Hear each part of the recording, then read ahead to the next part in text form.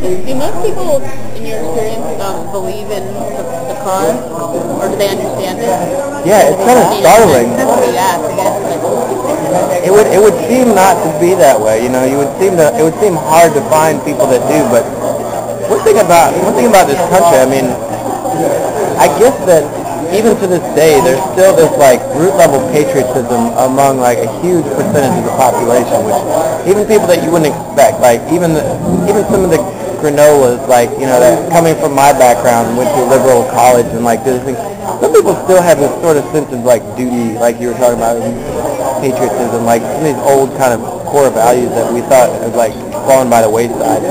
But that's what in some ways keeps people coming back, that do come back. The other thing that drives people, I think, is sort of a self-improvement drive. This genius system in the military for like promoting people based on, they recognize that people like to be recognized, so they see that.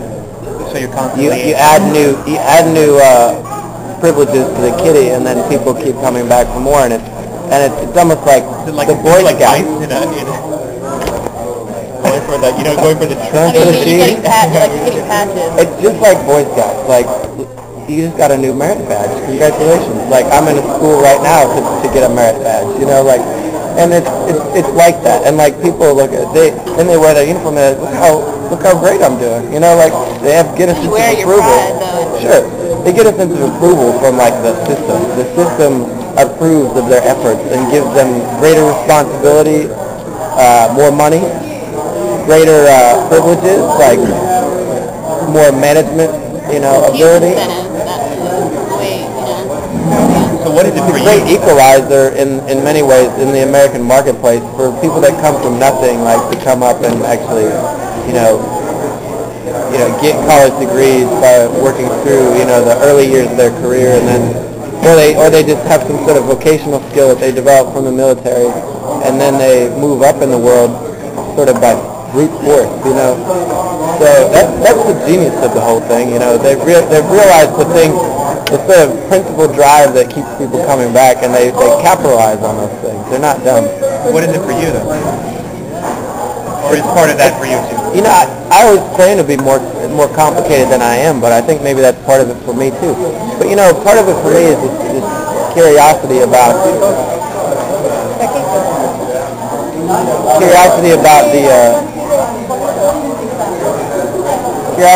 like these places in the world that are so weird and terrible, I couldn't wait to get to Iraq. I couldn't wait to find out what it was really like there. You know what I mean? Like, see the best and the worst in the world at the same time, and live in that weird gray area, with sort of anarchic in ways, like order is made in your day-to-day actions. You go to a town where there's been like some sort of explosion or something, and then everyone's kind of like, order is sort of broken down, and like maybe people are rioting, maybe they're not, maybe there's like starting to like call each other names, and someone just got a gun and somebody just fired at somebody else in the streets, and like sort of breakdown of public order. Like you're on that edge of society where the social contract that binds everyone together is broken down, and the sacrifices that people are willing to make to live together they've just decided that those aren't good enough anymore. You know what I mean? Right.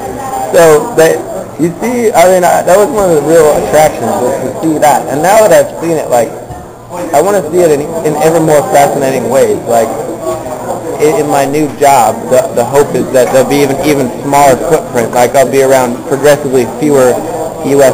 people and see an even kind of more visible, representation of that. As soon as you show up on the scene, in your U.S. vehicles and your guns, like things change, and for better or for worse, things change. Like, and a lot of times it's for better, because in that case of the breakdown of public order, it's probably better for people not to get killed and like people keep shooting each other. But in other cases, like people just, if you're carrying a gun, people tell you what you want to hear. Like, so is everything okay here? Yes, everything is fine, mister. No problems here. And they tell you what you think they want to hear, what they think you want to hear, basically to get rid of you, like, because, well, that and they don't want it.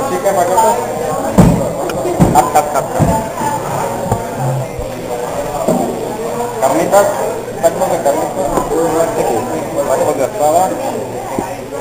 What did you end up getting? Tacos, sauce tacos. Oh, carne asada. Nice. Yeah, So what, I couldn't nice remember. life. Wow. yeah. So what, you were in Iraq first time how long? Right, almost exactly 12 months. I think maybe a week left. And where were you mainly? Baghdad? We're in a town called Muqtadiya.